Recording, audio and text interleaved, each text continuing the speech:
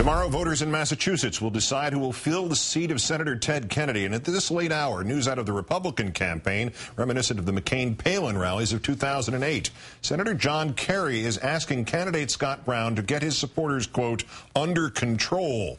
It is now apparently a dead heat, with some of the polling putting the Republican ahead. The latest Research 2000 Daily Kos poll shows Democratic State Attorney General Martha Coakley and Republican State Senator Scott Brown tied at 48. The Coakley campaign in a frantic get-out-the-vote drive, with President Obama risking some of his own political capital, appearing by Coakley's side in Boston. Where we don't want to go right now is backwards to the same policies that got us into this mess in the first place when we just started to make progress cleaning it up. Today, Coakley and Brown attending a breakfast honoring Dr. Martin Luther King Jr. Coakley spoke at the event, as did Boston Mayor Thomas Menino and Martin Luther King III, and both men urged the crowd to vote to continue President Obama's agenda. Mr. Brown accusing Ms. Coakley of politicizing Dr. King's message, then complained to reporters, "I didn't realize this was a rally for Martha." Something else Mr. Brown didn't realize: stuff you say on camera does not go away after you say it. Video resurfacing of Mr. Brown commenting on then Vice Presidential candidate Sarah Palin in 2008, defending her unwed pregnant teenage daughter, while accusing Mr. Obama of being born out of wedlock. And quite frankly, Barack's mom had him when she was 18 years old. And married. Well, I don't know about that. Brown is not apologizing for that comment. Instead, he's blaming it on Martha Coakley. Something more disturbing coming out of the Brown campaign: a call to violence against women and other politicians. At one of his rallies, a Brown supporter making a crude reference to Coakley, alluding to a sexual abuse case her office prosecuted.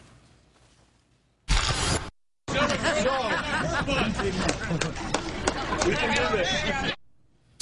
Brown's camp claims the candidate did not hear the comment. The "we can do it" or "we can do this" statement was in response to the growing energy of the crowd, even though Mr. Brown appears to respond directly to the person making the comment, and there was no noise otherwise heard. The state's senior senator issuing a statement this afternoon asking Mr. Brown to speak up and get his Tea Party supporters under control. "What we've seen in the past few days is way over the line and reminiscent of the dangerous atmosphere of Sarah Palin's 2008 campaign rallies. This is not how democracy works," said John Kerry in Massachusetts.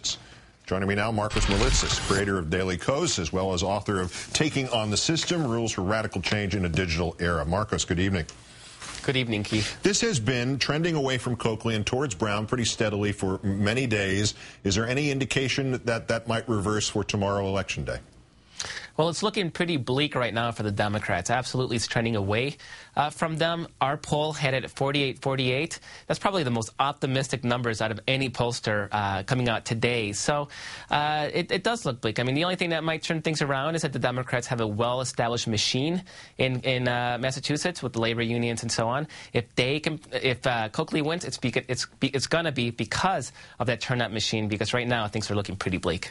How did it get so bleak? Was it assumption that that machine was going to handle everything and momentum would handle everything and the Kennedy name and memorial to Ted Kennedy would handle everything? Yeah, I think all of that. I mean, Coakley won her primary, and then she apparently declared mission accomplished and took a nap. And as we've seen in recent years, you really can't take anything for granted in politics. You got to work hard at it.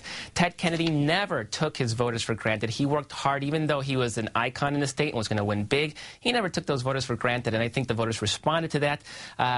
Coakley did, and of course now she's suffering the effects of that. The coarseness of her opponent, Mr. Brown, and the coarseness of the race that he has run, has that just not been sufficiently covered by the media, locally or nationally, or has it not been exploited by the Democrats? How did that part of this equation get lost? Well, the Republicans did a really good job of really running under the radar by not seeming like this was a competitive race. There was no reason for the media to cover this, and so he could go around appealing to his Tea Party conservatives by doing what they do best, which is run on basically regressive agenda. So he was able to do that under the radar. Now it's a week into before the election. The Democrats wake up, they start running hard, and they start running negative, and it looks a little desperate when you do that last minute. Brown's surge was the only story that Fox News covered last week that was not about Sarah Palin. It has been presented as an augur about everything from the Republicans taking the Senate back to the outcome of 2012, everything except disproving climate change, and they probably just didn't feel like they needed to do that. Assuming it is a Republican win or a close Democratic win, what in fact is the meaning and the context? I think the meaning is that you can't take anything for granted. The voters are angry. They want sort of populist anger from their candidates, and Brown, the Republican, is offering that. Now, of course, it's fake populism. I mean, he wants the banks in Wall Street to keep all their money. He doesn't want them to pay back the taxpayers. But if you pretend you're a populist and your opponent lets you get away with it, you're going to look pretty good on Election Day. Well, he's certainly angry enough. Marcus Malitzis of the Daily Kos, as always, great thanks. Thank you very much.